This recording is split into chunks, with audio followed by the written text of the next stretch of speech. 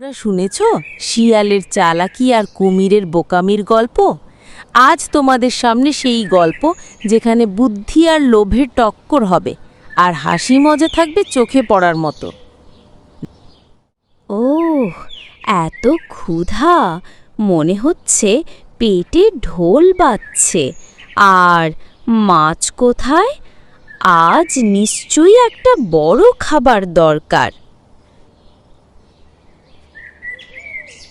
শিয়াল ভাই, তুমি দুশ্চিন্তা করো না, আমি তোমার জন্য একটা পরিকল্পনা করলাম।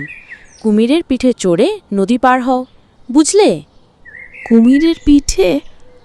ওহ, আমি কি বোকা! সে আমাকে খেয়ে ফেলবে। তাহলে কি করব? সাবধানে ভাবো, বুদ্ধি আর সাহস থাকলে কেউ তোমাকে থামাতে পারে না। শোনো তো, শিয়ালের মাথায় এখন একটা নতুন ঝকঝকে আইডিয়া জাগছে। এখন দেখি শিয়াল কি। তোমাকে নদী পার করব, তবে একটা শর্তে। আমার স্ত্রী অসুস্থ, সে শুনেছে শিয়ালের কলিজা খেলে আরোগ্য হয়। তুমি কলিজা নিয়ে আসো। কলিজা? তুমি কি সত্যি বিশ্বাস করো এমন কথা? আমার কলিজা শরীর থেকে আলাদা থাকে না। আমি বলেছি, শর্ত না মানলে তোমাকে নদী পার হতে দেব না। কুমিরের লোভ ও বোকামি দেখে হাসতে হাসতে শিয়াল ভাবতে লাগলো কিভাবে পালাবে।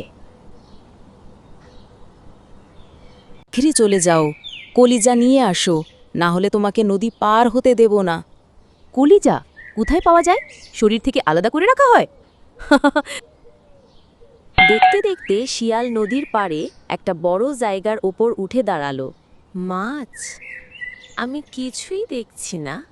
কুমির ভাই, তোমার স্ত্রীকে বলো কলিজা শরীরের বাইরে থাকে না। লোভ আর বোকামির ফল দুঃখজনক।